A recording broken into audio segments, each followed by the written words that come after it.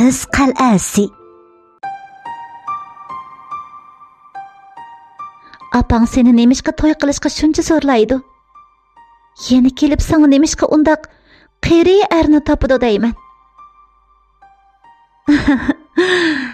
Endi buni seningdan yoshirib o'ltirmayman. Bu hech kimga aytib baxmagan sirimdi. Asli ichimda sezib ketsin deb o'ylagandim. Bugun so'rab qoldim. Sana davetay. Sen aniq bilmaysan. Mening tunji muhabbat tarixim 16 yaşımdan boshlangan. O chaqda o'zimni bilmayla, o'zim yaxshi ko'raman deb o'ylagan jamiyatdagi bir yigit bilan birga bo'lib qilib, bo'yimda qiyib qolgan ekan. Apam meni yoshirincha bir shaxsiy ambulatoriyaga opirib, yeniklatib qo'ygandi. Rostilla men o chaqda hech nimani bilmaydim degan. Shuningdan beri apam menga ishonmaydi. Menga bak o'sh.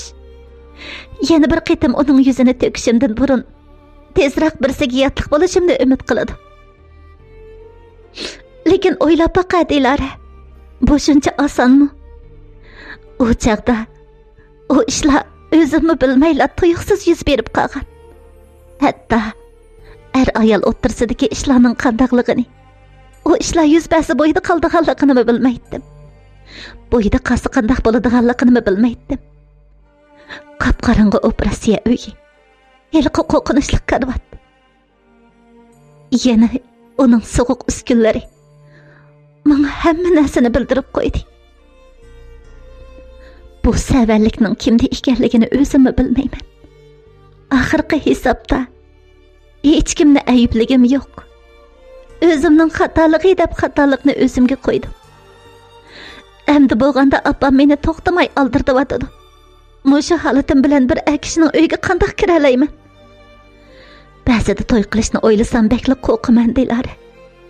Abligim hech bo'lmasa meni yaxshi ko'radi. 2 yildan beri aralashib yurgan sevgilim edi. Shundaqli qanday ish bo'lsa kechirib o'taman degan. Shuning uchun uning orqasidan yurgandim.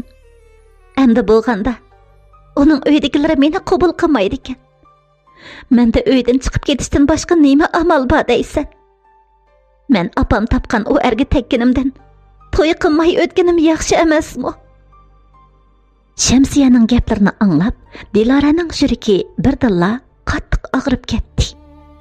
Xuddi Shamsiya o'z ishini emas, Sherzod bilan Dilaraning ishini so'zlayotgandek, Dilaraning kelgusi haqida gap qilayotgandek, uningga bishorat qilayotgandek bilinadi. Shamsiyaning ko'zlari liqqada yoshga to'ldi. Hamda birdilla Dilaraning mo'risiga beshini qo'yib, o'ksib yig'layotdi. Aroq uning kayfiyatini ko'tarib, texmi hissiyotchan qilayotgandek turadi. Dilarami uningga qo'shilib ko'z yoshi qildi. Shamsiya uchun yig'layotgandi yoki o'zi uchun yig'layotgandi, bilgudek holatda emas edi. Shundaq bo'lganda mening uydan chiqib ketganim to'g'ri bo'ptimi, Dilara? Men to'g'ri qildimmi? Dilara birdilla opasining gaplarini eslab qoldi. Bir qizning iffat nomusi uni qo'g'daydigan qal'aga o'xshaydi, degan edi opasi. Qizlik qal'asi gumron bo'lgan qizning keyingi hayoti mana shunday qorong'i bo'ladi. Nimaning to'g'ri, nimaning xato ekanligi hukm chiqarolmaydi. Ularning tanlash huquqi bo'lmaydi. Endi Dilaramo o'ksib yig'lashga boshladi. Ular bir haza yig'lashib keyin avval Shamsiya to'xtab Dilarani papaladi. Yig'lama Dilara. Seningmi ko'nglingni buzib qo'ydim.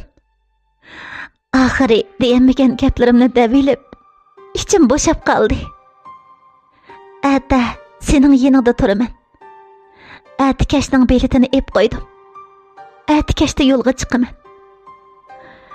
Balkim mengan yo'lim xato bo'lishi mumkin.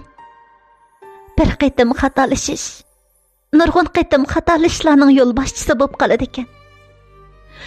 Endi qandaqligi qilsam amalim yo'q. Endi mening ishlarimni qo'yayli. dedi u chiroyiga kulki yugurtib bir romka haraqni liqlab qo'ygunicha. Sening ishlaring-chi, Dilara? Sen qandoq bo'lib ketding? Dilara nima deyishini bilolmay jimib qoldi. Uning bilan hech qanday munosabatim yo'q. Ko'rishmayman. Ko'rish baxmadim demagan Dilara. Men allaqachon bilib bo'ldim. Öynimi o sana tayyorlab bergan bo'lishi mumkin. Deganim to'g'rimi? Dilara Shamsiyani oldiyanmaydi. Shundoq degandek beshini ling'ishtib qo'ydi. Men burunla aytgan, oilasi bor erlardan o'zingni tatqin deb. Lekin sen uningdan o'zingni tatanmading. Endi amal yo'q. Shu holga kelgankan sen. O'ttiringlarda har qanday ish yuz bergan bo'lsin yoki bo'lmasin. Aniqki, sen uni rad qilolmaysan. Uni yaxshi ko'rasan. Bundaq bo'lgandan endi uning peshini ching tut. Uni hargiz qo'yib etma. Uning bilan to'y qil. Qandoq ching tutaman? Uning oilasi battirsa, oilasi bor kishi bilan baldurlar aralashmasliging kerakdi. Ya sen uni tashlayamading, ya u sendan yiroqlashmadi. Balkim u rostilla seni yaxshi ko'radigandir. Balkim ayoliga hech qanday ko'ngli yo'q. Majburiyat yusidirla uy tutib o'ltirayotgandir. Sening bir eg'iz gaping bilanla xotini bilan ajrashib, sen bilan to'y qilishni tanlab qilishi mumkin. Faqat sening bir eg'iz gapingni kutayotgandir. Shundoq bo'lgandan endi uni ching tut. Qo'yib etma. Bu nima deganing? Men boshqalarning uyini buzamanmi? Dedi Dilara norozi bo'lgandek. Sen o tepib bergan musha uyda o'ltirgankansan. Hamon bir kun uning uyini buzasan. Shunga ya bu uydan chiqib ketib, uning bilan munosabatingni o'z. Ya uning seni yaxshi ko'rganligidan foydalanib, shuning bilan to'y qil. Hargizmi o tepib bergan uyda o seni seg'inganda kutib oladigan oshnasi bo'lib qolma. Shamsiyaning gaplari Dilaraning yuragiga jingidek sanjildi. Ata Shamsiyani yo'lga selivitib, cho'qim ko'chib ketaman deb niyat qildi Dilara. Shamsiya to'g'ri aytadi. U hozir boshqalarning oilasini buzadigan 3-shaxsga aylanib qolgan. Boshqalar seg'inganda kelib ko'nglini ochadigan oshna bo'lib qolgan edi. Menga bir romka qo'ya, dedi u Shamsiyaga. Azaldan ichimlik, chekimlikdan nafratlanadigan Dilara shu topda g'araqdan mabak o'zidan nafratlanayotdi. O'zining turibla o'zi eng nafratlanadigan ichimlik, chekimliklardan murazil, qo'rqinchli bir insonga aylanib qolganligini cho'nqur tushunib, cheksiz azoblanayotdi. U Shamsiya liqlab qo'ygan bir romka qizil haraqni tinmay ichiverdi. Hatto ko'zlaridan yosh chiqsimi ichiverdi. Haraqning ta'mi bir qismili edi.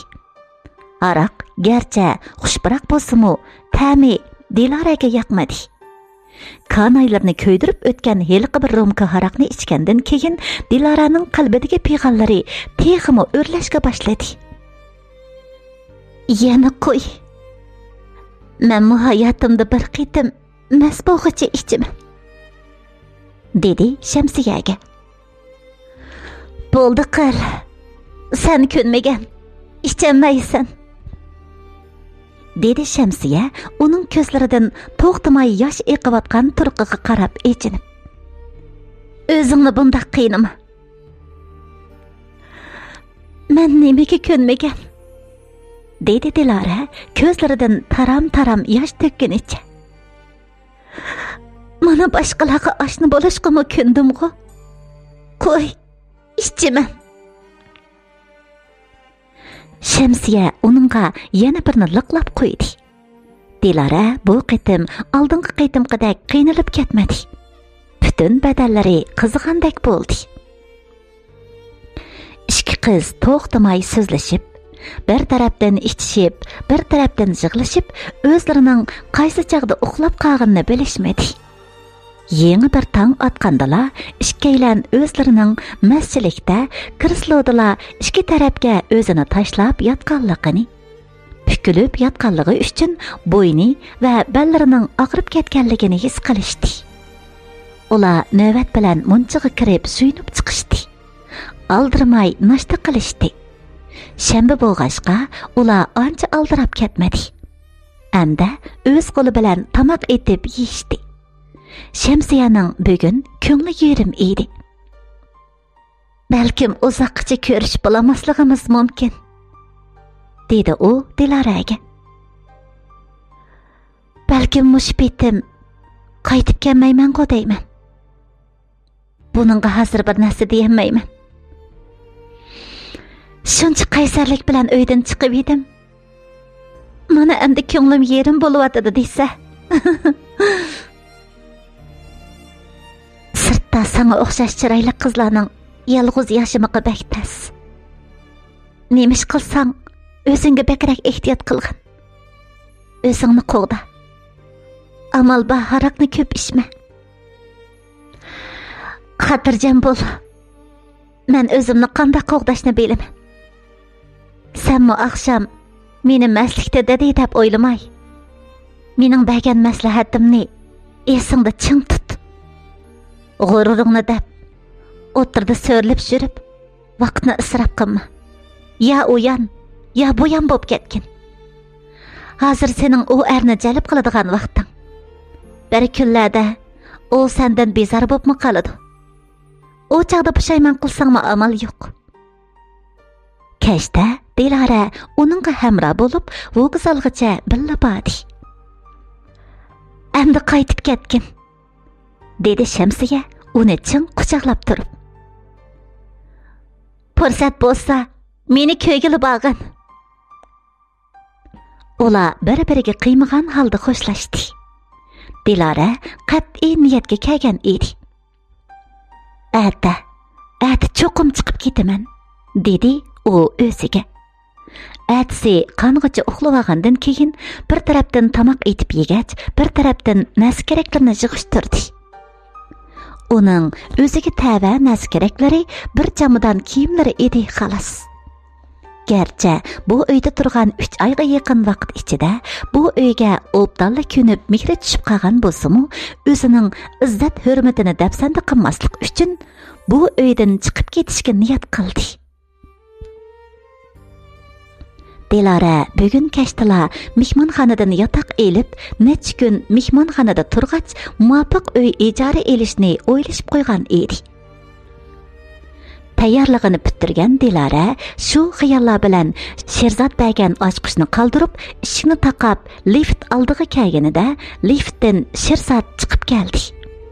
Uning qo'lida davomli ko'tarib oladigan heliqi qora sumkasi bo'lib, hozirla Shiroq safardan kelgandek turadi. U Dilaraning qo'lidagi chamadonni ko'ribla chiroyi o'ngib ketdi. Dilara, nega mangdingiz? Dedi u darhol Dilaraning oldini to'sib. Meni ketgili qo'ying. Endi siz bilan ko'rishkim yo'q. Men bunday yashashni xohlamayman. Sherzod darhol uning qo'lini ching tutib oldi. Uyga kiring. Chiroyli gaplashaylik. Dilara boshqalarning anglab qilishidan ansirab, amalsiz yana orqaga qaytdi. U texi qaroridan yonmagan edi. Qani o'ltiring Dilara, dedi Sherzod. Shanxaydagi ishlarimni tugitib, sizni seg'inganimdan oldi keynimga qaramayli qaytib keldim. Dilara uning bu so'ziga hech qanday inkas bildirmadi. O'ltiring Dilara, dedi Sherzod. Hamda shundoq degunicha texicha chamadonini tutib turgan Dilarani qo'lidan tortib kresloga o'ltirg'izdi. O'zimi uning yanida o'ltirdi. Nimalarni o'ylayotganligingizni obdan bilib turibdiman Dilara. Menga ozroq vaqt bering.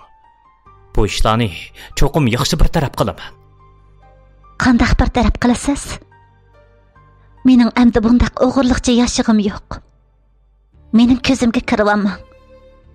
Bundaq yo'shirin salohiyat bilan yashashdan zerikdim. Sizni qanchalik yaxshi ko'radiganligimni bilamsiz, Dilara. Bilaman. Meni yaxshi ko'rsiz. Lekin bu nimaga hisob? Meni yaxshi ko'rganligingiz uchun oilangizdan voz kechalamsiz? Men uchun ochiq-oshkora to'y qilib, ochiq-oshkora yashay olamsiz? Xalqi olamga bu mening ayolim deyalamsiz? Eng yaxshisi to'xtab qolaylik Sherzod aka. Mening bu kunlarni qanchalik qo'rqinish, vahima ichida o'tkazganimni bilamsiz? Dilara ochiqdan titrab ketdi. Ko'chalarda mangsam, hamisha bir ayol chachlarimdan juladigandek. Bu uyda o'ltirsam, kimdir biri meni qo'g'lab chiqaradigandek. Xalqi olam oldida sharmizor bo'ladigandek vahima ichida yashayman. Buni siz bilamsiz? Buni bilaman, Dilara. Lekin men sizdan voz kechammayman. Siz bilan to'y qilaman. Lekin men sizning meni tushunishingizga muhtoj. Meni tashlab hargiz chiqib ketmang. U shundoq deganicha Diloraning mo'risidan quchoqladi. Ammo Dilara muzdek turadi. Buningga undaq gap so'zlar ta'sir qiladigandek emas edi. Sherzod qizning mo'risini qo'yib etmay turib, gapini davomlashtirdi. Sizni shunchalik yaxshi ko'raman, Dilara. Shuning uchun bo'lsa-mu, sizni oldimayman. Rost gap. Azaldan tatib, oilamdan ko'nglim suv ichib boqmadi. Amalsiz bir uyda yashab keldim. Sizni ko'rgan kunimdan boshlab yoqtirib qoldim. Sizdan talay qaytim voz kechmoqchi bo'ldim. Ammo bu zotili mumkin bo'lmadi. Men bir er kishi. Qilgan ishimga o'zim mas'ul bo'laman. Menga bir oz vaqt bera olamsiz? Bo'lamdi, Dilara. Sherzod Diloraga to'xtamay yilinishga boshladi. Dilara Sherzodni yaxshi ko'radi. Uning to'xtamay yalvirishlari oldida Dilara asta-asta tavrinishga boshladi. Baribir aramizda yuz bermasligi tegishli ishlar yuz berib bo'ldi. Xuddi menmo Shamsiyaga o'xshash. Bu bulg'angan tenimni qaysi erning uyiga ko'tarib bora olayman? Uningga nima deb tushundiraman? Sherzod ega bo'laman degandikin, uningdan o'zimni qochiravermay deb o'yladi. Dilara, hargizmi uning oilasi mening sababimdan buzildi deb o'zingizni ayblamang. Dedi Sherzod xuddi Diloraning ko'nglidagini tushunib yetgandek. Mening asaldan ayolimga ko'nglim tushib boqmadi. Men faqat axloq nuqtasidilla uning bilan bir uyda yashab kelyapman. Ammo ko'nglimda sizlar bor. Menga ozroq vaqt bering, Dilara. Men pat orada bu ishni siz rozi bo'lgudek bir taraf qilaman. Rost aytamsiz, dedi Dilara uning ko'kragiga beshini qo'yib. Albatta jinim. Yolg'on aytishim mumkinmi? Men faqat siz bilan tanishibla muhabbatning nimaligini his qildim. Deb qayta va'da berdi Sherzod. Dilara oxiri uningga taslim bo'ldi.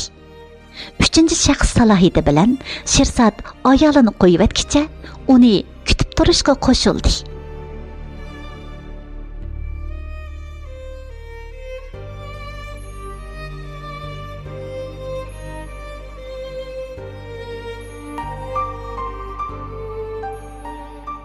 Dilara oxiri uningga taslim bo'ldi. 3-shaxs salohiyati bilan Sherzod ayolini qo'yib etkicha uni kutib turishga qo'shildi. Tomoq yedingizmi? Men sizga tomoq qilib beray. Yo'q, jinim. Tomoqni sirtin buyurtayli. Men siz bilan tomoq yeyman deb o'dulli qaytib keldim. Yenimda o'tiring.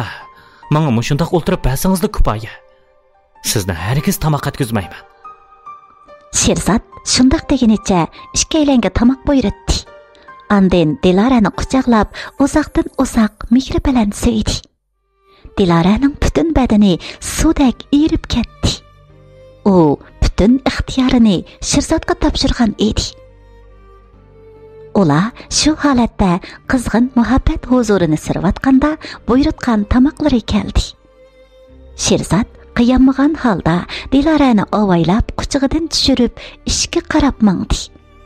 Dilara uningga mamnuniyat bilan qaradi. Shu topda u amdi bu reallikni qabul qilganligi uchun Sherzoddanmi, o'zidanmi nafratlanib o'ltirmadi. Baribir mening sababimdan emaskan. Asli ayoliga ko'ngli yo'qkan. Men bo'lmagan taqdirdami hamon ajrashib ketadigan deb o'z-o'ziga tasalli berdi Dilara. Ular billa o'ltirib tamoq yeyishdi. Sherzod xuddi Dilarani hozirla xam yevitdigandek majnunlik bilan qaraydi. Uningdan ko'zini uzmaydi. Tamoqdan keyin ular televizor ko'rishdi. Televizorga qarab o'ltirgan Sherzodga televizordagi nomerlar yoqmadi. U Dilaraning belidan ching tutib suyishga boshladi. Ular birdamdala havasning dengizida o'sishga boshladi. Hissiyotlar avjiga chiqqanda uxlayli degunicha Dilarani likkida ko'tarib oldi. Hamda hujra uyga kirib, uni karvatga yotqizdi.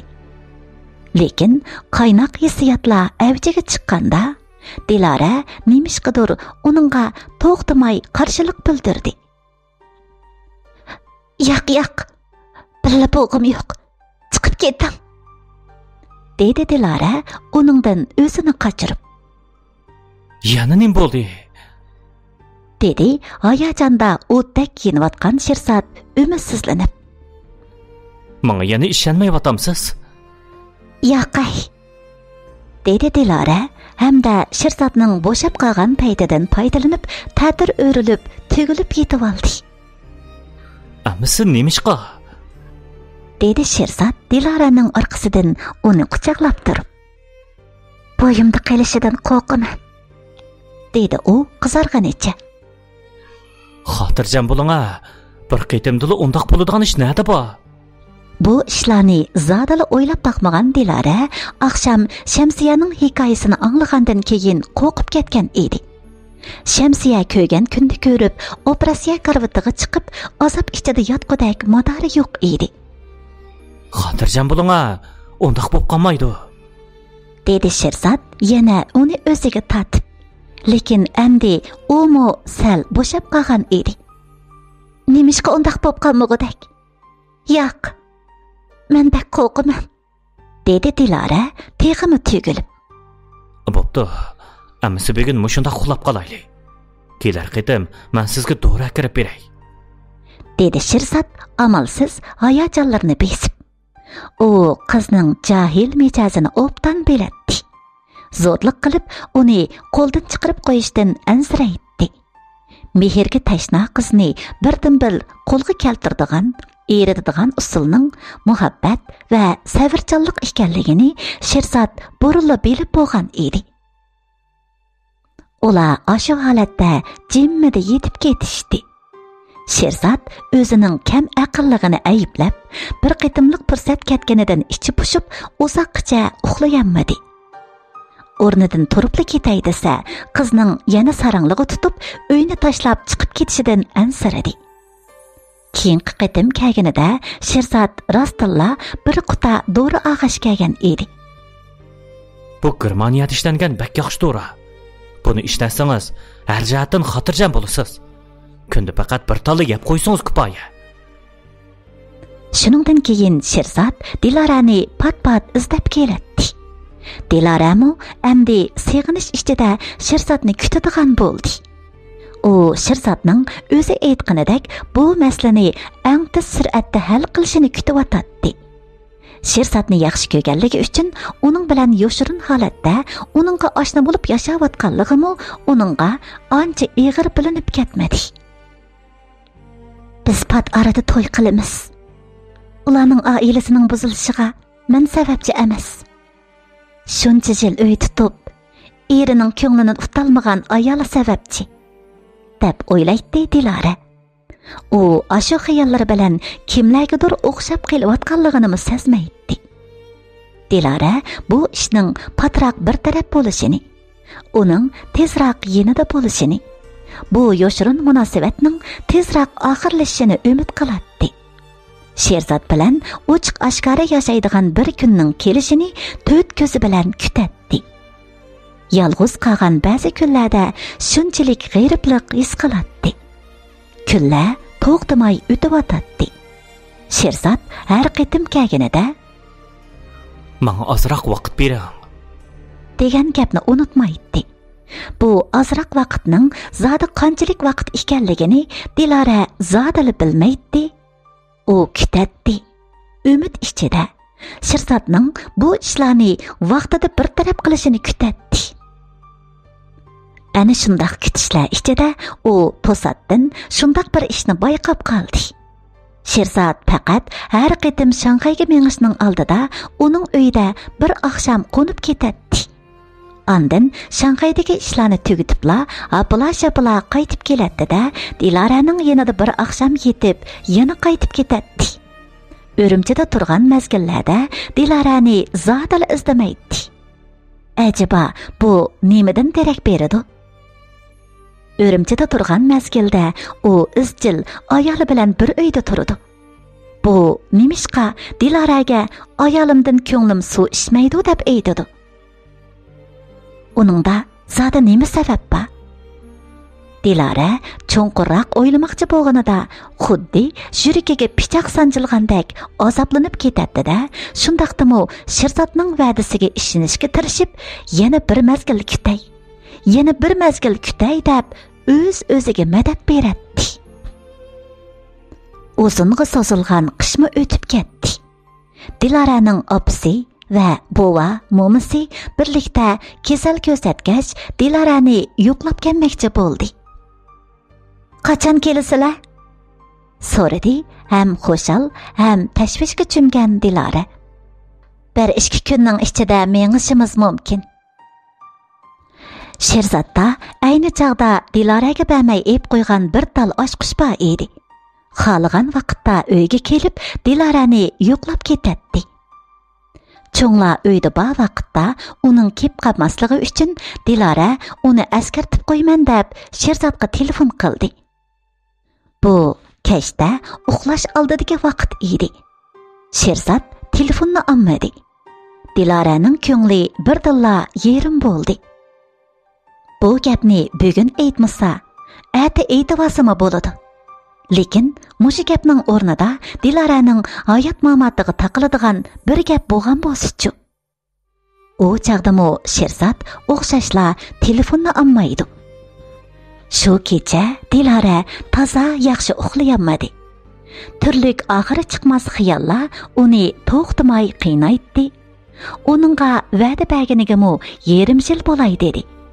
Taki hozirgacha eng tez sur'atda ish bajarmoqchi bo'lgan Sherzoddan hech qanday un chiqmayotdi. U zodi qanday bir taraf qilishni o'ylayotgandi. Menga qanday javob bermoqchi bo'lishi mumkin? Eng rozi qiladigan javobning nima ekanligini biladi-ku. U xotiniga qiyolmayotganmidi? Yo'q. U asaldan ayolini yaxshi ko'rib baxmagan. Uningdan ko'nglim suv ichib baxmadi deb Dilaraga aytib bergan. Balkim ular o'ttirsida hal qilish tas bo'lgan boshqa ishlar bo'lishi mumkin. Masalan, Sherzod degan ta'sir kuchiga ega shaxs xotini bilan kelishamayotgan mulk mojarosi bo'lishi mumkin. Dilara oxiri shu gaplar bilan o'z-o'ziga tasalli bergandan keyin uyquga ketdi. Atsi kechdimi jimjitli o'tdi. Kechda ishdan tushib qaytib kelgan Dilara uyda o'zini saqlayotgan Sherzodni ko'rdi. U xuddi burunqidekla qizg'in hissiyot bilan Dilarani quchoqlab so'ydi. Ammo Dilara nemishqidir bek qizg'in bo'lolmadi. Oqshom balduroq yotay deb telefonning ovozini etib etibdiman. Telefon qila deb o'ylabmi boqmabdiman. Atigan qarsam telefon nomeringiz turadi. Ammo oqshom olamagandan keyin hozir yeningizga keldim jinim. Telefon urg'idak biroz zo'r ish bo'lganmidi? Dedi oxiri Sherzod. Ha. Opamlar kasal ko'rsatgach, meni yo'qlab kelmoqchi ekan. Mushu bir 2 kunning ichida deydi. Tuyuqsiz kelib qilishi mumkin. Qanchalik turdig'imni hozir aniq bilmayman. Ular bu mazgilda kelman. Bak yaxshi bo'pti. Ular bilan birga turib, opangizga toza qiynavaqdaksiz amasa. Lekin ular ketkichi sig'inib ketadigan bo'ldim-da sizni. Dedi Shirzat. Dilara uningga so'z kulimsirab qo'ydi. Shirzatga shunchalik ishonsimi, vaqt o'zargan sari u o'zini aldab qo'ygandek bir xil tuyg'uga kelib qolgan edi. Qaytib keting, dedi Dilara uning quchog'idan o'zini tortib. Nemishqa amdi? Aran kelganimda meni haydamsiz. Uydagilar qancha bo'lsa-mu, bu kechida kelmaydi. Uning ustiga sizga telefon qilmayli bu uyga kirolmaydi-da. Dedi Shirzat tushunmagandek qilib. Lekin ko'nglim toza joyida emas. Bir xil parakanda bo'lib ketyapman. Yaxshisi, yanila qaytib keting. Yanila ularni kep qolamdikin deb jiddiyleşib qolgan o'xshaysiz. Bo'ladi jinim. Sizning gapingizni anglayman. Shirzat shundoq degenicha Dilarani chin quchoqlab yana birini so'ydida uydan chiqib ketdi. U azaldan Dilaraning degini bo'yicha qiladi. Dilarani birdilla qattiq yig'i tutib ketdi. U o'zining cho'nqir bir patqoqqa petib ketayotganligini sezmoqda edi. O'ziga har qancha tasalli bersa-mu, vaqt o'zargan sari Shirzat uni aldayotgandek bir tuyg'u uni qiynamoqda edi. Vaqt o'tgan sari dard hasratlar kundan kunga kuchaymoqda edi. Hasratlar xuddi darisi yo'q uydagi isqa o'xshash quyuq edi. Tarqitay debmi osonlikcha tarqatqili bo'lmaydi. Dilaraning opsi, cho'ng dadasi va cho'ng opalari Urumchiga 2 kundan keyin yetib keldi. Dilaraga ergishib, u turayotgan uyga kirganida, ular Dilara uchun bakli xushal bo'lishdi. Voy, nemandaq chiroyli uy bu, dedi cho'ng opasi. Endi sizdan texmi xotirjam bo'lib ketgudakmiz. Shu emasmi abba? Qizim turmushga pishmagan, qanchalik jafo tortqandi deb ansirab ketgandim. Hanim bo'lsa, bu uyda hamma narsa talkin, rostila xush bo'lyapman. Bu uy haqiqatan esil bezalgan, katta uy ekan. Qizimiz malikadek yashabdi bu uyda. Hammaylar bas-basda o'z xo'shalligini so'zlashyapti. Ular Dilaraga tamoman ishonadi.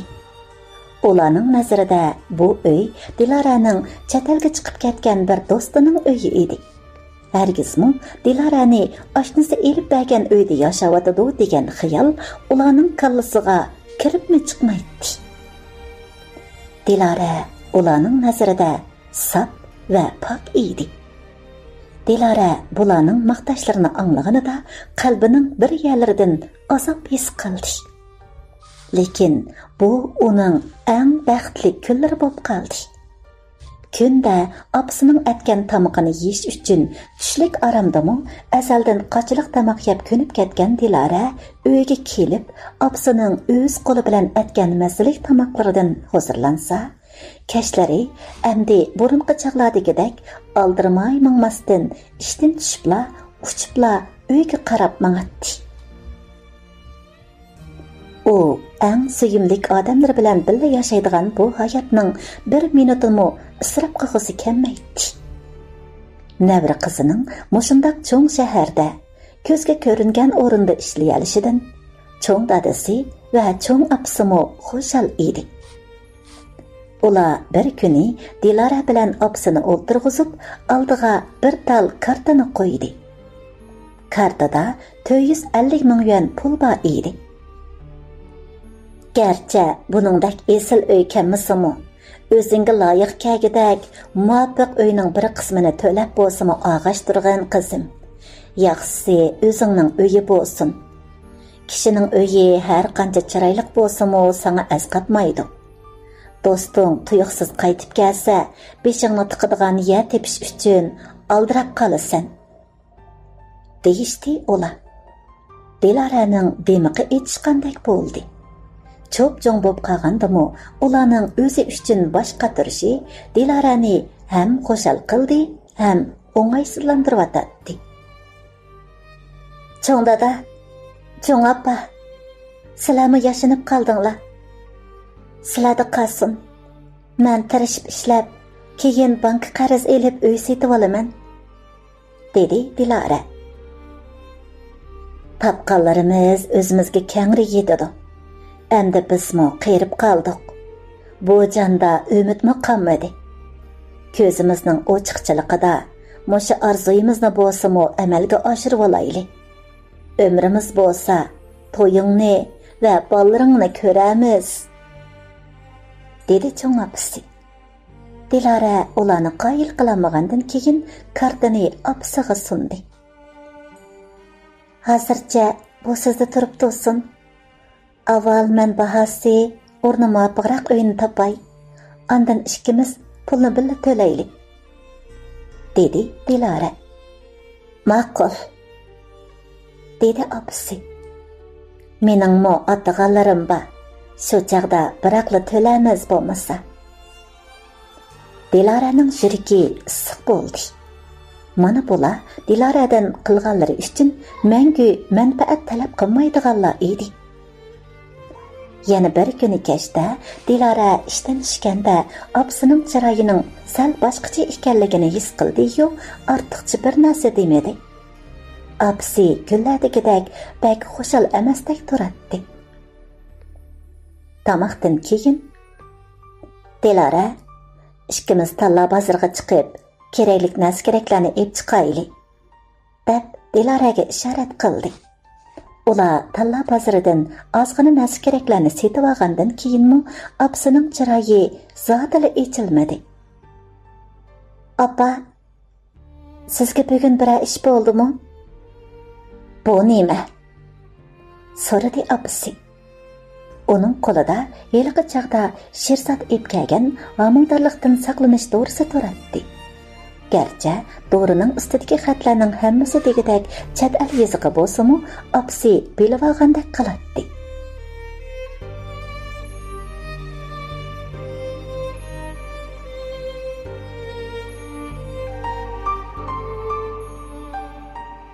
Gerçi doğruning ustidagi xatlarning hammasi degidek chet el yozig'i bo'lsa-mu, opasi bilib olgandek qiladi.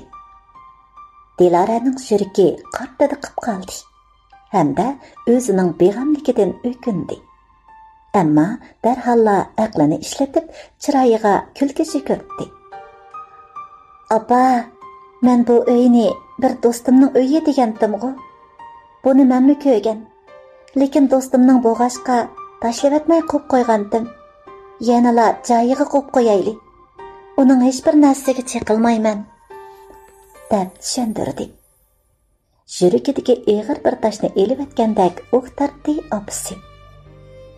"Bak ansirab ketdim, Dilora", dedi opasi, hamda bir qo'li bilan uning mo'risidan quchoqlab qo'ydi. Endi ko'nglim joyiga tushdi. Men qizimning izzat obro'y bilan yashaydiganligini bilaman. Mening qizim aqlli qiz.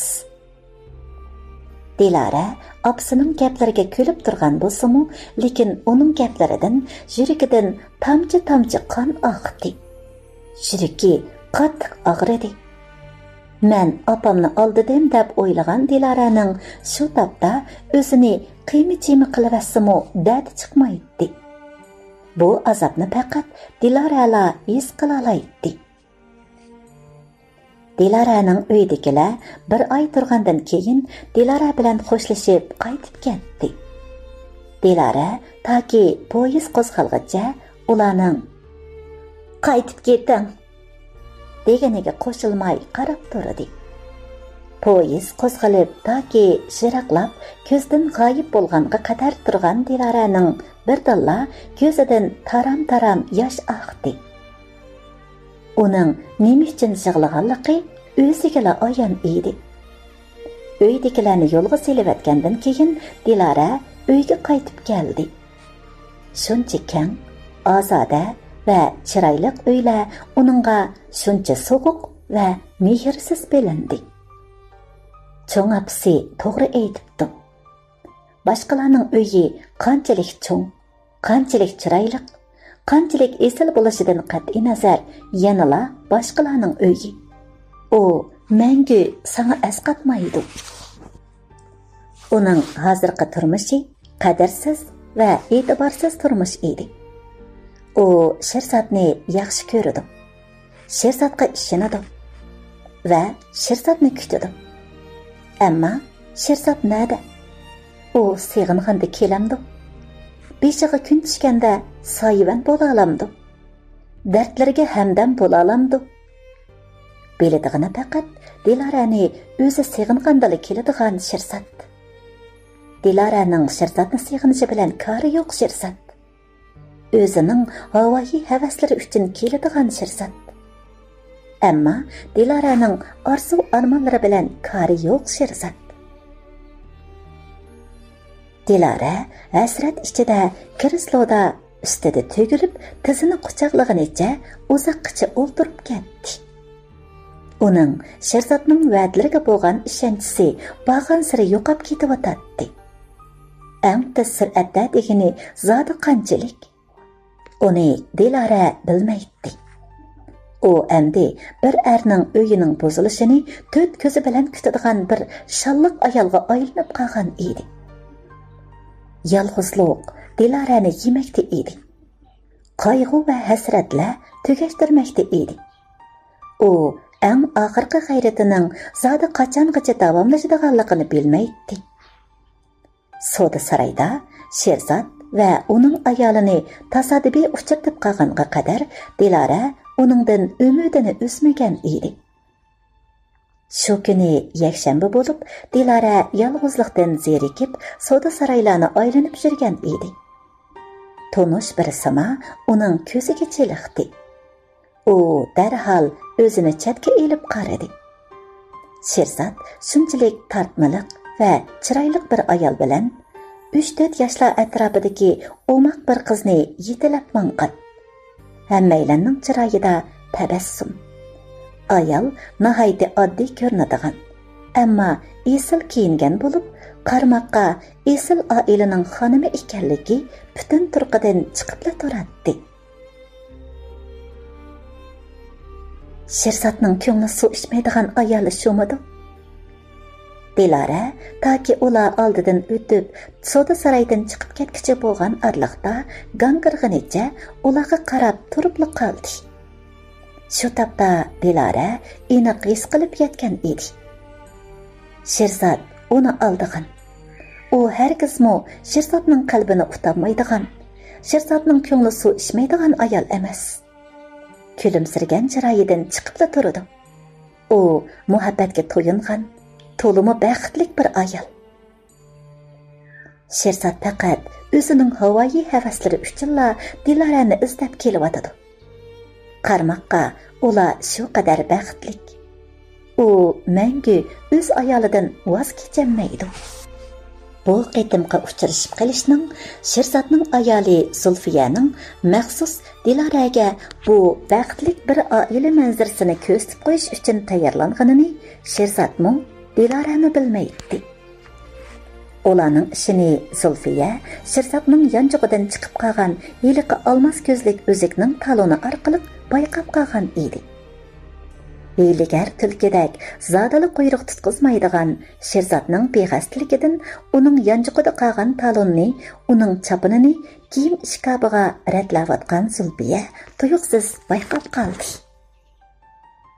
Dastlabda erim men uchun mushunda qimmatbaholiq sovg'at setibapti deb bek xushal bo'ldi, hayajonlandi.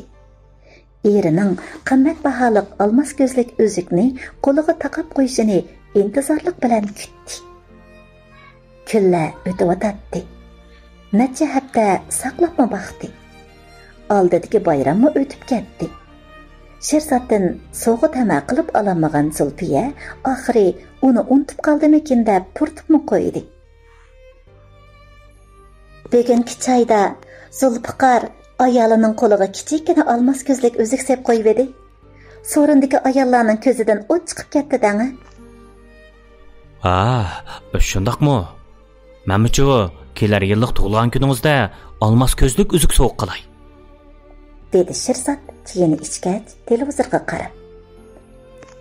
Zulfiya beshiga sovuq suv quyilgandek andikib ketgan.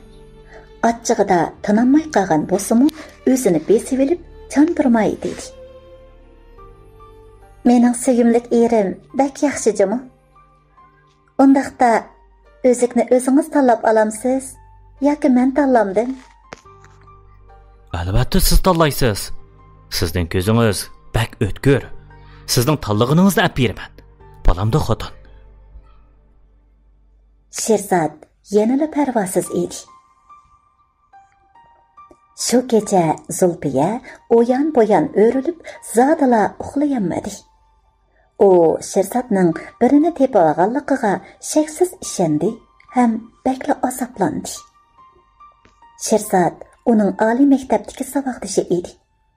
Ayni chaqda u o'zining o'tkirligi, qamlashgan bo'y basti, salobati bilan Zulfiyaning yuragiga o't yoqqan. O chaqlar naqadar baxtli chaqlar edi ha. Shirzodmi maktabdagi qizlarning guli bo'lgan Zulfiyani qo'lga keltirish uchun oz jafolarni tatmagan. Oxirgi hisobda oltin uzukka yoqut ko'z qo'ygandek yarashgan bu bir juftlar muhabbat qaynamiga cho'nqur g'arq bo'lishgan edi. Darsxonada, kutubxonada, tamoqxonada, kinoxonada, bog'chalarda, Majnuntal soyi tashlab turgan yo'llarda ularning talay qitimliq jub izlari qolgan. Muhabbatlik ham romantik kechmishlari qolgan. Ularni haqiqatan bir-biriga mos kelgan deyishga bo'ladi. Mayli qiziqish jihatda bo'lsin, keyingi intilish va g'oyasi bo'lsin, arzu armonlari bo'lsin, hamma jihatdan bir-biriga bakla mos keladi. Zulfiya katta boy oilasining amroq kenja malikasi bo'lib, ammo Shirzodning dadasi kichikdalla o'lib ketgan. Apsi o'qituvchi bo'lib, bir kishilik maoshi bilan ikki o'g'ilning bugungidek yaramliq odam bo'lishi uchun bir umrlik hayotini ularga otavatgan oddiy bir ayol edi. Dastlabda Shirzodmi, Zulfiyamu bir-birining oila ahvolini bilmaydi. Kunlarning o'tishi, munosabatning cho'nqirlashishi, nurg'un ishlarning oshkorlanishiga ergashib, Zulfiyaning barmoq bilan sanag'uchilik katta boy korxonachi oilasining e'tiborli qizi ekanligini bilgandan keyin Shirzod bir oz tavrinib qoldi. Oilangizdagilar meni sizga munosib ko'rmasmikan? Dedi u Zulfiyaga qarab. Asli u Zulfiyaga ayrilib ketayli, keyin azoblar cho'nqirlashib ketishning oldini olish uchun demoqchi edi. Ammo qizning o'mjib turgan holatiga qarab undaq deyolmadi. Bizning oiladagilar boy bo'lganligi uchun shundaq deyotamsiz? Menga va ikkimizning sevgisiga ishonmamsiz? Dedi Zulfiya yig'lig'idek bo'lib. Men albatta sizga ishonaman. Men sizni bir umr suyaman. Lekin namarat oila boy oilaga o'xshamaydi. Ular faqat xotirjam, tinch turmushda yashashni o'ylaydi. Ammo boy oila tinch yashashdan tashqari boylikni qo'g'dash, kengaytirish, taraqqiy qildirishni o'ylashidi. Shunga ularning meni boylikni ko'zlab siz bilan muhabbatlashibdi deyishidan ansirayman. Mening eng qo'rqadiganim mana shu. Menga ishonishingiz va meni yaxshi ko'rishingiz barliq ishlarning asosi. Menga faqat mushularga kifoya qiladi. Boshqa ishlarga mana men bor. Darvaqa ishlar Shirzodning o'ylaganidek bo'ldi. Zulfiyaning dadasi Shirzod haqidagi gaplarni anglab, uning barliq uchurlarini tekshirib ko'ribla, ikkisining davomli aralashib yurishini to'smoqchi bo'ldi. Bu yigit bo'lmaydi ekan. Uningdan ayrilib ketsin. Degan edi Zulfiyaning dadasi norozi bo'lib. O namrat bo'lsa nima bo'pti? Yetim bo'lsa nima bo'pti? Eng muhimi, uning meni yaxshi ko'rishi emasmi? Bir odam o'zining qanday oilada tug'ilishini tanlayolmaydi. Namrat oilada tug'ilib qolish gunohmi? degan edi Zulfiya opasiga. U rostilla shunday o'ylaydi. Faqat haqiqiy muhabbat bo'lsa, boshqasi muhim emas. Namrat oilada tug'ilish uning gunohi emas. Egiz shaqqa esilgani uning gunohi. Ularmi o'ziga loyiqini tepib yashashi kerak, dedi opasi tushuntirib. Yo'q, opa. O bek aqlliq. O Namrat oilada tug'ilsimi, bu yashab turmushni barpo qila oladi. Onunga ishoning. Siz onunga shundoq ishonamsiz? Shundoq. Onunga o'zimdan bakrak ishonaman. Dadingizning ansirayotgani dal mushu nuqta. Uning sizning qattiq ishonchingizdan foydalanib, sizni pushaymonga qo'yishidan ansiraydi. Buning bahi Namratlik bilan nima munosabati bor? Namrat oildan kelib chiqqanlar bak tez o'zgaradi.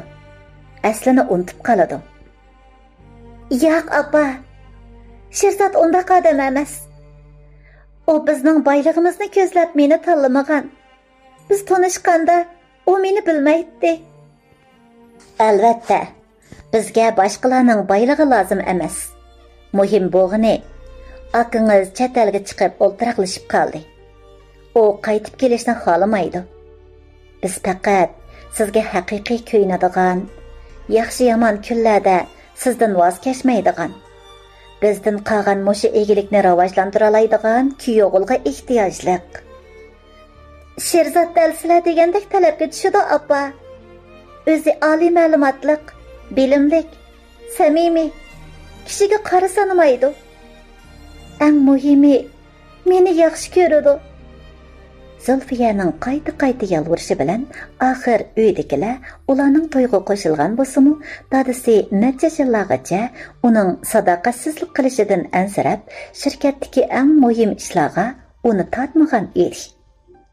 Ammo Sherzod o'zining jiraqni ko'rarligi, pam-parasti bilan oxiri qiynatisining muayyanlashtirishiga erishib, haqiqiy turdagi mirosxo'r bo'ldi. Lekin vaziyatnomada aniq yozilgan. Sherzod faqat Zulfiya bilan bir oilada er-xotin bo'lib yashagandilar, ondan bu huquq oxirgacha uningga tava bo'ladi. O chaqlarda Sherzodning Zulfiyaga yuzsizlik qilish niyati yo'q edi. Hali ham u xotinidan ayrilishni o'ylab boqmagan edi. Ammo o'sha bir tal uzuk hammani vayron qildi. Bo'libmi er-xotinlar o'rtasidagi ishonchni. Zulfiyaning ota-onasi orqa-arqadan o'lib ketgandan keyin Zulfiya qizidan bir qo'lliq xabar elish, yaxshi tarbiyalash uchun xizmatidan istifa berib uyda edi. Sirtqa bak ko'p chiqib ketmaydi.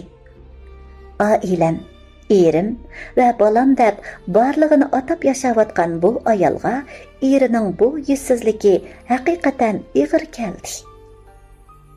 Cho'qim o'tirdi bir ayol bor deb paraz qildi u. Agar undaq bo'lmaganida Sherzod nemishqa nurg'un pul xarjlab, o'sha qimmatbaholiq uzukni sotib oladi. Uzuk zoti nada? U Sherzodni bakma yaxshi ko'radi. Uningdan ayrilib qolishni xohlamaydi. Shunga u bu ishni tekshirib, ishlarning qaysi darajada ekanligini aniqlashni ko'ngliga pukdi. O shuncha o'ylabmi, Sherzodning bir ayol bilan qaysi vaqtda ko'rishadiganini o'ylab yetamadi. Uning nazarida Sherzod oilasiga sodiq er edi. Azaldan tortib sirtqa ish bajirgila chiqqanini hisobga olmaganda bir oqshommi uyga qaytmaydigan vaqti yo'q. Yana kelib alohida ahvol bo'lmasa, imkoniyatning boricha ishdan baldur qaytadi. Undaqda u ayol cho'qim o'rimchida emas, deb hukm chiqardi Zulfiya. Zulfiya atsila xususiy razvedchikdan birini tepib, bu ishlarni aniqlashni o'rinlashtirdi. U nimani qilaman desa, pul kam emas. Pul bo'lsa, bu ishlarni bilmak uncha qiyin emas. Darvaqa, ancha uzoqqa qolmayla Sherzod bilan Diloraning munosabati.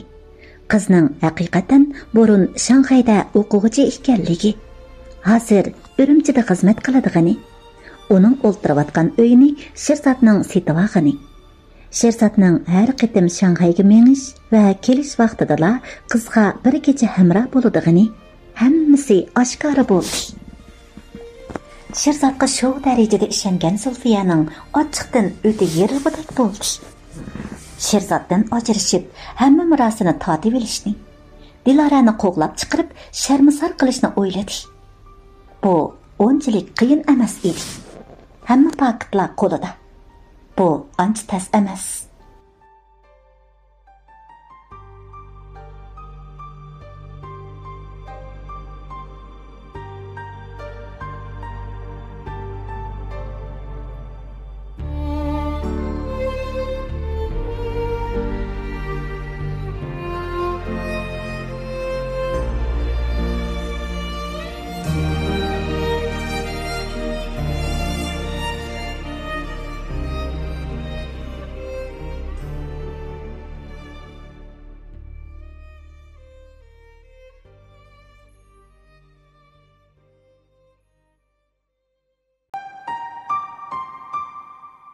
Yigirma 4-ci qism. Zulfiya uzoq o'ylandi. O'zining yanala Sherzodni yaxshi ko'radiganini, garchi uningdan jirgansimu, ammo uningga yanala qiyonmaydiganini his qildi. Qizi Sherzodga nihoyat amroq edi. Qizining amroq dadasidan juda bo'ladiganini o'yladi. Yana kelib, dadasidan qolgan shirkatning taraqqiy qildirishdimi, u Sherzodga muhtoj. Chunki uzoqdan beri u Sherzodga ishongani uchun shirkat ishlaridan butunlay xabarsiz. Hech bo'lmasa, hozir shirkat haqida tushunchisini cho'nqirlashtirib, hamon bir kuni shirkatni o'z qo'liga olguncha, shu vaqtga bo'lsa-mu, Sherzod yanala uningga lozim. U Sherzod bo'lmasa-mu yashab yuradi. Ammo uningga yana bir fursat bersam, qandoq bo'la? deb o'yladi. Ishlarni xalqi olamga yeyib, ularning yuzini to'kishdan ko'ra, chiroyli amallar bilan ularni ayirib etishni o'yladi. Bu ishlarni Sherzodningmi, Diloraningmi bilmasligini, cho'qim turli vositalar bilan ularni ayirib etishni o'yladi. Shundaq bo'lganda 100 tirani turib, ish buzgandan unimi yaxshi bo'ladigandek his qildi. Garchi Sherzod ozg'an bo'lsa-mu, u mening erim, qizimning dadasi. Balkim uning aşı yo'lda mengishi, hiyliqi buzuqning uningga chaplashib, masligida billa yetib, tuhmat qilib uni qistishidan bo'ldi-mu texi. Pul degan yomon nima? Erimdek puli bor erning kaynidan uni qaslaydigan buzuqlar degan samandek.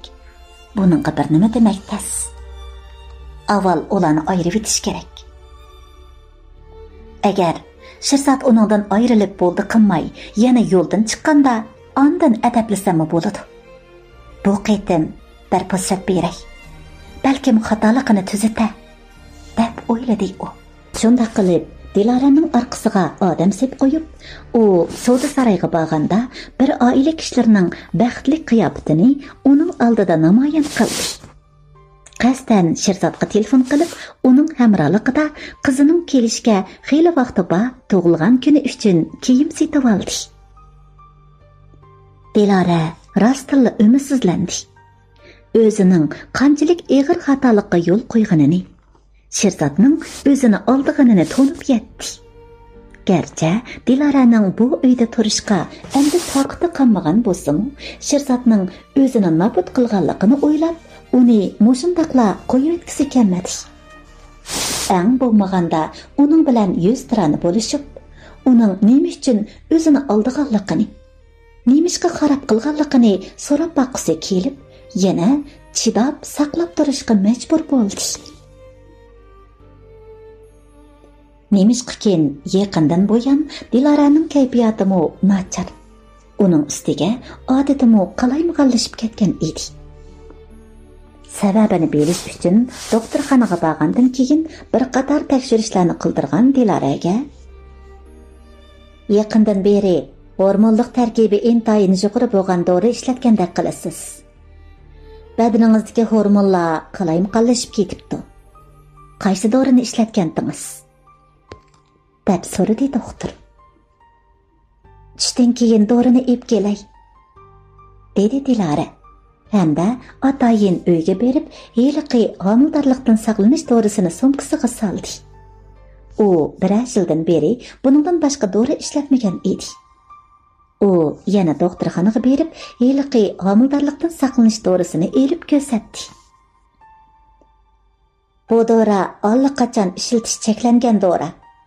Buni qayerdan tepib ishlatdingiz? Bir do'stim yaxshikan deb tavsiya qilgandi, dedi Dilora yoshirib. Endi buni ishlatmang. Sizga ozroq dori yozib beray. Bir mazgil yeb, o'zingizni ko'zitib beqing. Balkim 1-2 oyda yaxshi bo'lib ketishingiz mumkin. Mavi dorini davomli yevasingiz, mangulik tug'mas bo'lib qolishingiz mumkin. Dilora doktorning yezib bergan dorilarni elib, to'limi ruhsiz holatda doktorxonadan yetib chiqdi. Shu topda u nurg'un ishlarni tushunmaydi. Hozir kallasi qaynoqib ketyotdi. Oqa-oqidan yuz bergan bir qator ishlar Dilorani haqiqatan holidan ketkizayotgan edi. Har qancha tirkassimi o'zining Shirzod bilan tang bo'lolmaydiganligini, aman o'zining utirdiganligini biladi-yu, ammo qiynida bor bo'lgan bir johillik bilan hech bo'lmasa uning bilan bir qatim hisoblashish uchun uni davomli kutmoqda edi.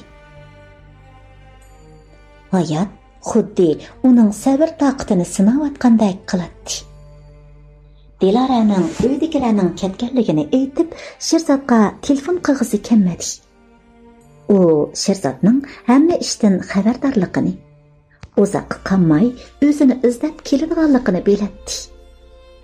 Ularning qanday holatda ko'rishadiganligini tasavvur qilolmaydi. Shundaqdimi Dilora ko'chib chiqib ketishga tayyorlik qilib, har ehtimolga qarshi nazkeraklarni chamadon ichiga yig'ishtirib qo'ygan. Hamda ijaraga oladigan muvofiqroq uy izlayotgan edi. Hozircha uning Urumchidan uy setib-olg'isi yo'q. Urumchida yashashning butunlay Shirzodning qiltiqi ekanligini his qilib yetgandan boshlab, faqat o'zi yaxshi ko'rgan kasbi uchun yashayotgani bilan Urumchi uning uchun bir azob-uqubatlik makonga aylanib qolgan edi. U Urumchida yashab, qaysi usul bilan Shirzodning changalidan chiqib ketadiganligiga hech ko'zi yetmaydi. Hatto oxiri uylarni tozaladi. Chiqib ketaman emasmi? Isim qolmasin, tozalab etay deb o'ylagan edi. U asosligi tozliq uyning burchigida sangilab turgan bir tal torni ko'rib, ichi siqilgan edi. Sirtay DVD qo'li yetmadi. O'rindiqdan birini qo'yib, putining uchida dastab turib, shundaqli bir harakatlanib edi. O'rindiq madarlab ketib, u tampinliqini yo'qotdi. Qattiq chaqirib, qo'llarini qalaymiqan pulanshtatdi. Qisqagina necha daqiqada u hayotlik uchun nimalarnidir tutib olmoqchi bo'lib tirkashdi. Qo'li tamga chaplangan aynakka tegdi. U aynak jaranglab tushib cheqildida bir parchasi uning yalang'och putlariga tegdi. Putlarga emas, uning shirkiga, hattoki mengisiga tekkan edi. Qattiq chaqirganicha as-hushini yo'qotdi.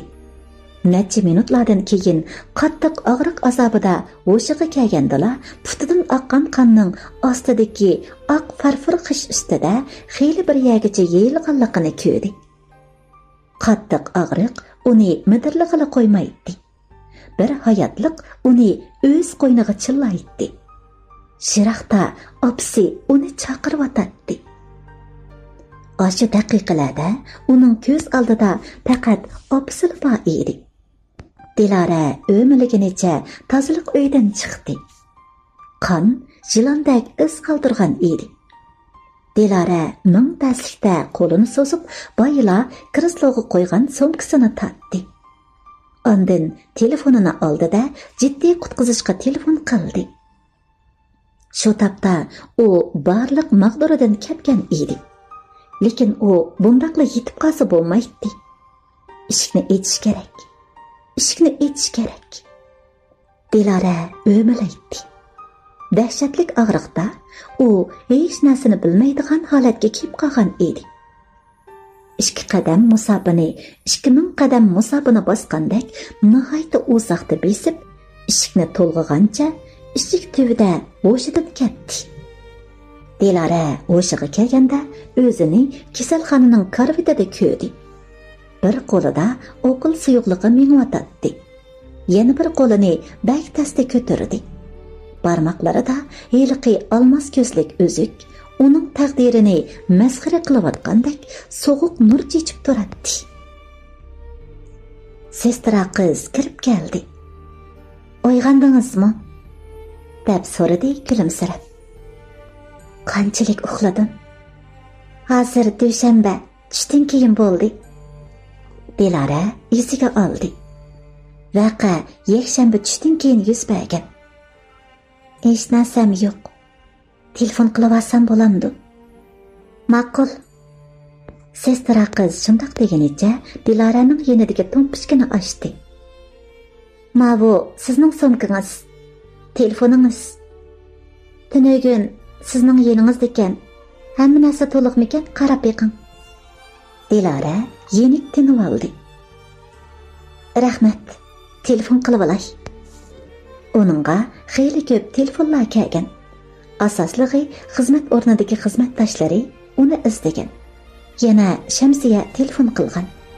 Taliga opsi telefon qilmagan. Agar opsi telefon qilgan bo'lsa, bechora ona bir kecha kunduz uning hanimi bo'lib ketishiga yetib oshadi. Sherzoddanmi telefon kelmagan. Dilara eng avval opsiga telefon qildi.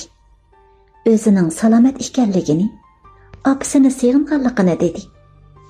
Ondan ishxonasidagi o'zi bilan xili yaqin o'tadigan, atdigandan beri uningga xili ko'p telefonlarni qilgan Sabiraga telefon qildi.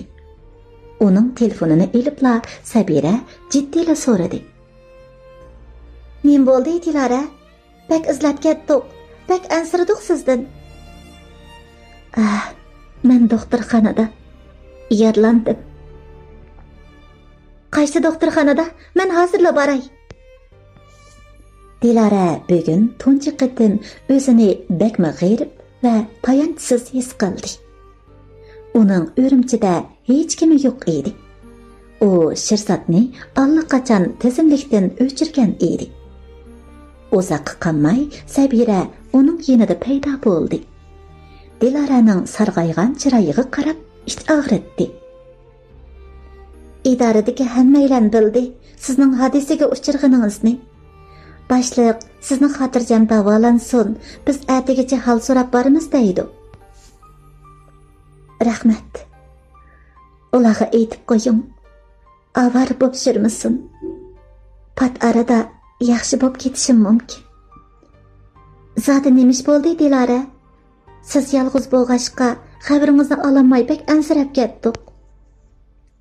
Dilara qisqacha qilib yuz bergan ahvollarni so'zlab berdi.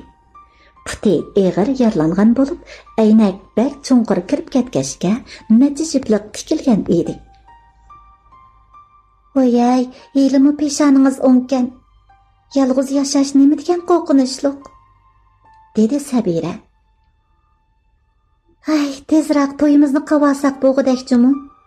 Mana mushundaq ishlar bo'lib qolsa, hech bo'lmasa bizni izlaydiganga odam chiqqudek." Sabiramu texi to'y qilmagan qiz edi. U ravob chalatdi. Sho'x, ochiq mijoz bo'lib, Dilara bilan xila o'qtalla yaqin o'tadi. "Taras, uydagilar bilmagandi ha?" "Yo'q. Ularni ansirab ketmasin deb aytmadi." "Yaxshi qipsiz. Bugundan boshlab 3 vaqt tamoqingizni o'zim to'shayman." "Rahmat, Sabira." Dilara ko'zlariga g'illida yosh oldi. Odamning yolg'izligi mushundaq joyda bilinadi ekan, deb o'yladi u. Ertasi xizmatdoshlari uni yo'qlab kelishdi. va uningga tasalli aytishdi. Ömək başlıqları Dilara'nın hozircha mang'amaydiganligini, o'zi yolg'izligini nazarda tutib, Sabiraga uningga qarashni o'rlashtirgan edi. Gerçi xizmatdoshlari uningga tasalli bergan, idora rahbarlari ko'ngil bo'lgan, ham Sabira uningga yaxshi qaragan bo'lsa-mu, Dilara opisini bakla seg'indi. Doktorxonadan chiqsam, cho'qim vaqt chiqarib, uni yo'qlab kelaman deb niyat qildi. Sherzod xuddi suvga tushgan toshdekla g'oyib bo'ldi. Dilara bir hisobda uni ko'rmagani uchun xushal bo'lsa-mu, ko'nglining bir yerlarida uningdan nafratlanishga boshladi. Sherzod o'mak boshlig'i bilan yaqin-ku. Ajaba, u hozirgacha mening doktorxonada yetib qolganimni bilmamdigini. Yo'q, u cho'qim biladi. Faqat doktorxonada odam ko'p bo'lgani uchun men bilan birga turganini, xalqning ko'rib qolishidan ansirab kelmayotgan gap. Qayni uning bergan va'dalari, qayni ochiq oshkora yashaymiz deganlari. Hammasi yolg'on, soxta. Endi uni unutib ketdilar. Sen uchun bu dunyoda Sherzod ismli bir odam mavjud emas. Sening qalbingdagi Sherzod o'ldi. Aşı fojia yuz bergan kuni Dilara hayotlik uchun tirkishish jarayonida hayotlikning vaqti kelganda naqadar qisqa bir jarayon ekanligini his qilib yetgan edi. Shunga uning endi qolgan hayotini o'chmanlik, adovat, hisob elish va qayg'urish bilan o'tkazgisi yo'q edi. Sabira dedi yenidagi qizga. Men boshqa uy ijara olay degan. Menga yordamlashib, xizmat o'rnimizga yaqinroq joydan shunday uy aloqalashib bera olasizmi? Doktorxonadan yangi uyga ko'chay deb o'ylayapman. Endi burungi uyga kirgim yo'q. U qabohatlarni eslab qoladi ekanman, deb iltimos qildi u. Bo'ladi, sizga qanday uy lozim? Hozircha men o'zim yolg'iz. Bak cho'ng bo'lib ketmasimi? Aile saymanları to'liq bo'lsa, texi yaxshi. Yarab qolsa, ijarasini ancha talashib ketmayman. Hay, ma aqlimni. Bizning idoradagi Gulzarni bilasiz-ku? Heliqi usulchi qiz. Ha, shu. Texi 2 oyning oldida to'yni qildi emasmi? To'y qilishdan avvalgi uyini ijara berman deyotgan. Undaqda uning bilan aloqalashib baqamdim. Ma'qul. Shundaq bo'lsa bak yaxshi bo'ladi, dedi Dilara xushallik bilan. Ish birdamdala bitdi. Dilara ko'nglida ozroqcha o'kindi. Agar burunla bir necha qitim ko'ngli yumshoqlik qilmagan bo'lsa, cho'qim chiqib ketalaydi. U chaqlarda ayrilman desimi, u faqat Sherzoddan o'zil-kesil ayrilishga chidamagan gap. Endi pushaymon qilgan bilanmi foydasi yo'q. Bu qitimliq fojia uning uchun bir ogohlantirish. Aynak bak chunqur kirib ketganligi uchun Dilaraning yarisi ig'ir edi. Qon bak chiqib ketgan. Helidan heliga o'zini holsiz va horg'in his qiladi. Ko'zlarini yumganicha butkul hayotlik sarguzashtlarini o'ylab chiqardi. Bundaq chaqlarda Sabira uni uxlayotidi deb o'ylaydi. Ammo Dilaraning qalbidagi buncha ko'p bo'ron chapqinlik aslamalar faqat uning o'ziga ayon edi. Doktorxonadan chiqqandan keyin puti to'liq asliga kelmagan. Mengiz qolaysiz bo'lg'achqa salomatligi yana dahi bir mezgilgacha ishga tushishga yor bermaganligi uchun Sabiraning yordamida Urtulla yangi ijaraga olgan uyga kelib oldi. Zulfiya Dilaraning doktorxonaga kirib qolganini, yotoqdan chiqqandan keyin uyni tashlab uy ijara olganini bildi. Endi ishlar yaxshilanish tarafga qarab mangdi deb faraz qildi u. Hamda ularning ayrilib ketishi uchun vaqt bermoqchi bo'ldi. Endi Dilara xotirjam bo'lib ketgan edi. Puti sal yaxshi bo'lganda Heli uyga berib, o'ziga tava kiyim-kechaklarni elib olish bilan birga ayni chaqlarda Sherzod uningga sovg'a qilgan sovg'atlarni tashlab qo'yib ketsila bo'ladi. Әмді оның қалбida Sherzodga nisbatan qilchilikmi o'rin qolmagan edi. Оның qalbidagi Sherzod o'lgan edi. Doktorxonadan chiqib, ikkinchi kuni kunduzda ishik chekildi. Dilara tasdi berib, mushuk ko'zdan qarabla ishik oldida turgan Sherzodni ko'rib, qattiq cho'chib ketdi. Dilara hayotidan ayrilishga tasli qolganda, qattiq azobga duchor bo'lganda, boshqalarning yordamiga muhtoj bo'lganda, qarasini ko'rsatmagan bu Sherzod Dilaraning doktorxonadan chiqqanini anglabla izlab kelib bo'lgan edi.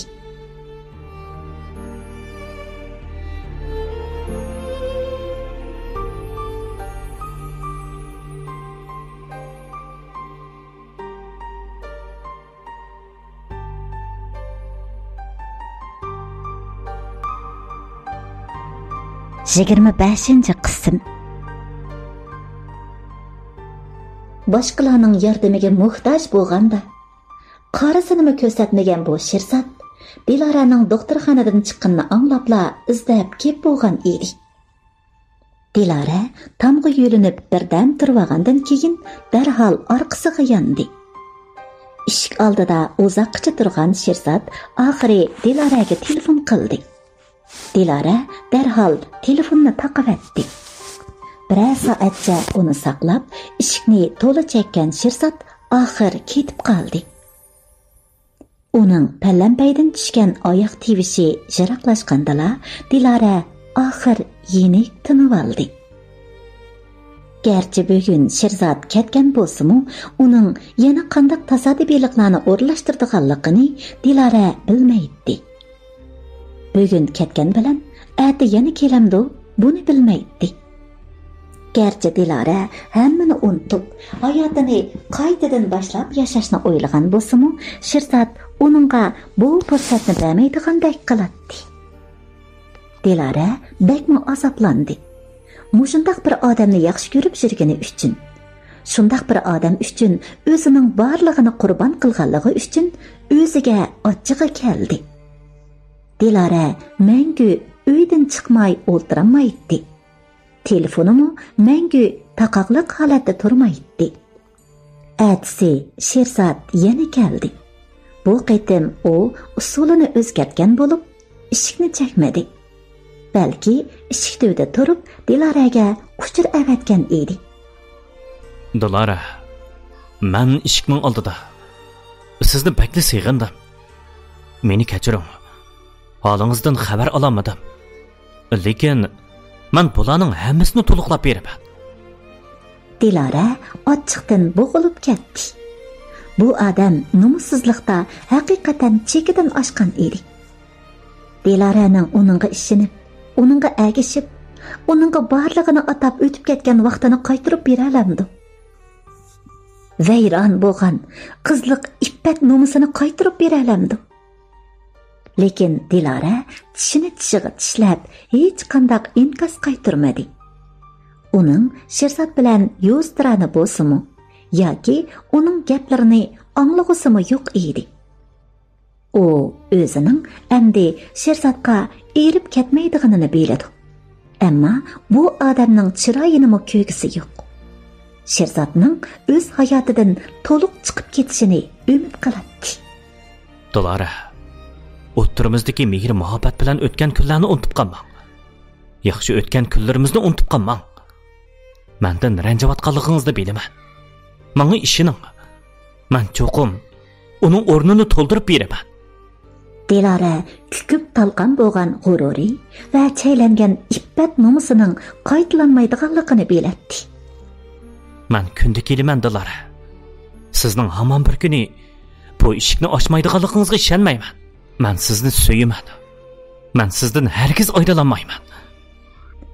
Bir talay uchurlarni yozgan Sherzod yana qaytdi. Uning pallanpaydan tushgan oyoq tevishi asta-asta jiroqlashdi. Bu kunlarda Dilaraning to'la yig'lab, ko'z yoshlari qurib ketgan edi. Endi uning bag'rimi toshdek qatqan. Burunqi ikki eg'iz shirin shakar gaplar uchun erib ketadigan Dilara endi yo'q edi. bir haftagacha Diloraning ishiga oldida to'xtamay uchur yezib, uningga yalvurgan Sherzod yana usulini o'zgartdi. Endi u tahdidga o'tgan edi. Meni tashlab etaman deb tashlab etmaysiz, Dilara. Shundoq qilaman deysangiz, ikkimizga munosabatlik nurg'un qimmatli suratlar bor. Hammasini sizning xizmatdoshlaringizga yo'llab beraman. Meni amalsiz qoldirmang. Dilara, meni qiynamang. Dilara Sherzodning eng oxiri o'z tabiatini oshkorlaganligini his qildi. U azaldan Dilara o'ylagandek unchalik oq ko'ngil, kuyimchan, samimiy emas. U faqat Dilaraning vujudidagi mehr muhabbat qoqasligini ko'rib olib, barliq zehnini Dilarani qo'lga keltirish uchun sarf qilgan.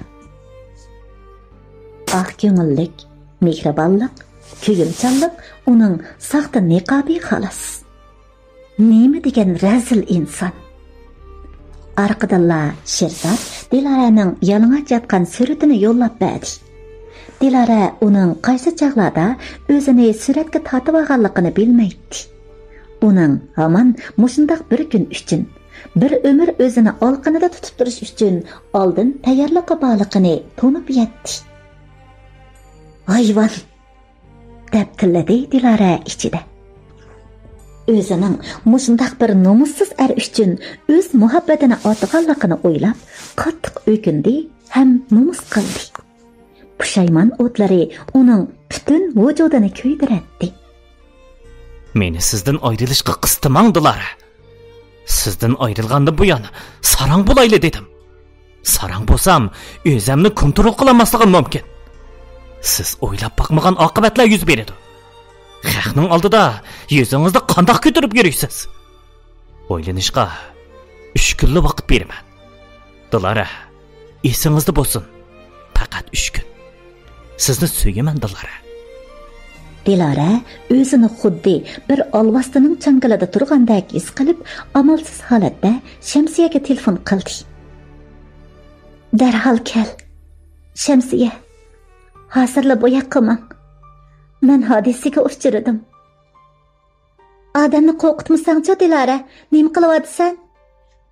Dedi Shamsiya ishonmay. Seningdan boshqa do'stim yo'q. Men hozir sening yordamingga muhtoj. Tez kel. Dilaraning eg'ir chatoqqa uchirganligidan ansiragan Shamsiya shu kuni kechda Urumchiga qarab uchdi. U Urumchiga kelganida texi tong otmagan edi. Men keldim, Dilara, sen nerede? Deb telefon qildi Shamsiya. Dilara o'zining hozir turayotgan adresini uningga aytib berdi. Uning uyini tepib kirib kelgan Shamsiya do'stining nihoyat taslim yengayotganligini, chiroyining mo sarg'ayib boshqacha bo'lib ketganligini ko'rib, uningga qarab ichi etishdi. Nim bo'lding, Dilara? Nimish bo'ldi? Yuragimni azmasang-chi, jinim? Dilara shu qabohatli kundan boshlab hozirgacha bo'lgan ishlarning hammasini, Sherzodning yalvurishlari va tahdidlarini Shamsiyaga to'liq so'zlab berdi. "U ishning bolasi", dedi Shamsiya. "O texsanga shundoq tahdid silyapti-da. Xotirjam bo'l, Dilara. Uning adabini mana o'zim beraman." "Qanday qilasan, Shamsiya? Men bak qo'rqib ketyapman. Sen-chi bu erga bak yumshoq qo'lliq qilib qopsan. Sen oningga nimalarni atamagan? Sen oningdan nima talab qilib baqding? Mo'shundaq o'z jiningni ko'tarib chiqib ketishingga rozi bo'lmamdikan texi. Men uni obdan bir adablab qo'yay. O'chi shu chog'da hoshini topadi. Sen xotirjam bo'l, Dilara. Menga ishongin." Dilara Shamsiyaga qarab ma'qul bo'lgandek boshlang'ishdi. Shamsiya xotirjam ko'rinadi. "Sen avval ozroq uxlab olgin. Men uningga munosabatli uchurlarni izlab boqay." Shamsiya shundoq degunicha Dilarani quchoqlab, asta joyiga yotqizdi. Dilaraning ko'zlariga uyqu kelsinmi? U yostiqqa yo'langunicha Shamsiyaning kompyuter oldida o'tirgan turqiga qarab xiyolga ketdi. Ishlarning Shamsiya o'ylagandan utuqliq bo'lishini umid qiladi. Şemsiye oxiri o'rnidan turdi. Umid bilan qarab yotgan do'stiga qarab kuldi. Ansirma, ishlarning yo'lini bilib bo'ldim. Chataq chiqmaydi. Tura, nashta qilayli. Ishkaylan billa nashta qilgandan keyin Şemsiye qiyniq kirim qilib, yarışımlıq kiyindi. Telefoningda ishqinglarning surati bormi? Jiq emas, bir necha parchalar bor deyman. Odatda o suratga tushishni yoqtirmaydi.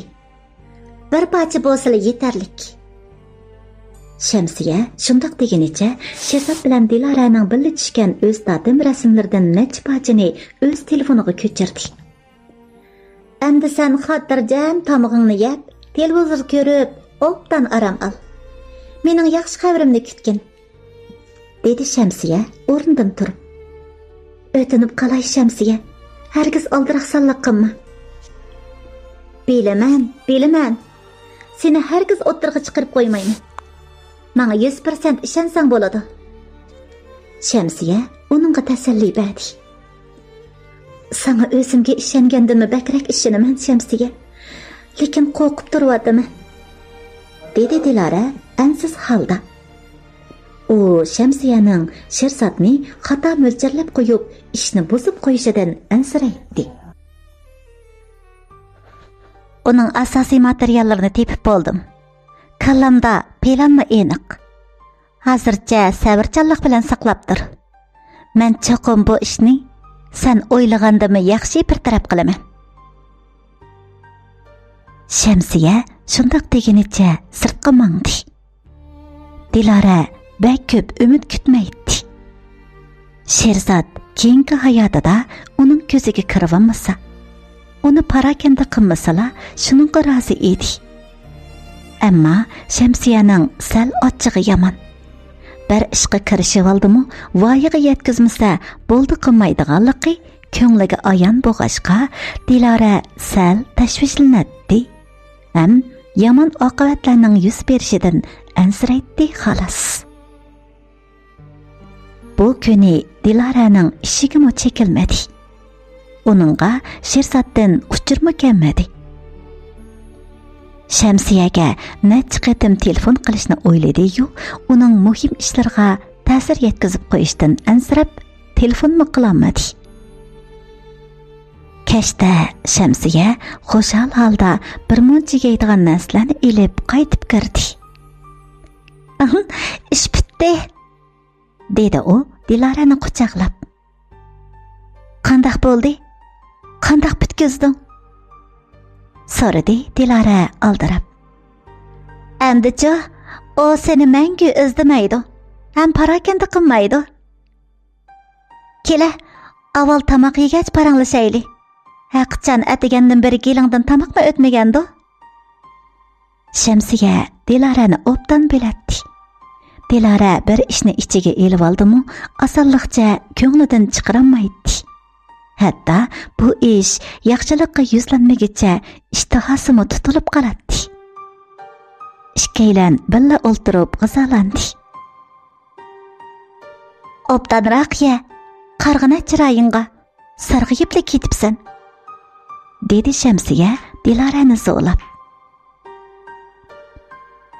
"Shu qanday ko'p chiqib ketgachga chiroyim sal totirib qopti. Boshqa ish yo'q. Obdan oziqlansang, tezla astinga kelasan. Ala, mana bu kapta sho'rpisidan ich." Tamoq jarayonida mana mushiningdan boshqa paranglar bo'linmadi. Dilaraning shunchalik bilgisi bo'lsa-mu, so'rayolmadi. Tamoqdan keyin ular qo'llarini yuvib kelishdi. "Mana bu sening to'liming." Şemsiye shundoq degenicha kichik uzun bog'liq kumush rang sumkasidan bir tal kartini elib Dilaraning oldiga qo'ydi. "Ichida 500 ming yuan bor. Chaqchaq qilma. Şemsiye, uningdan pul oldingmi?" "Nimishqa olmayman? Sen pul olmading. Hamma narsani tashlab berib chiqib ketmoqchi bo'lding. O seni chiqqala qo'ydimi?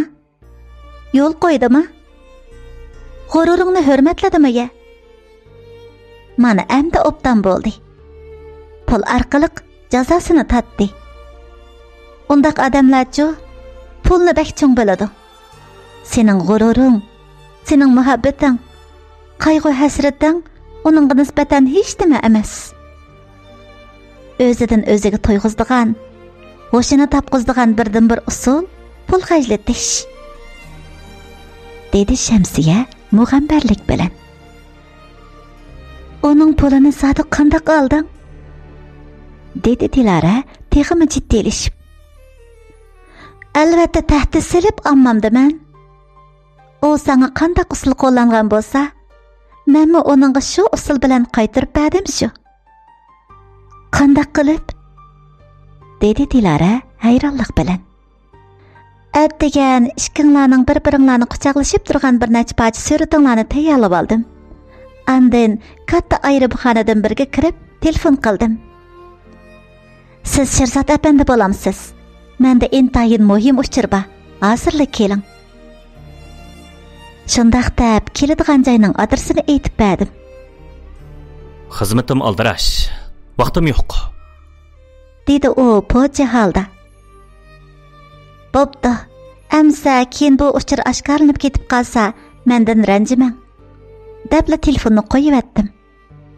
Xupyani ishlari bor bundaq boyvachchilar xotirjam o'ltiralamdi. Minut o'tmayla u menga telefon qildi. Ovozi jiddiy. Ma'qul, men hozir boray.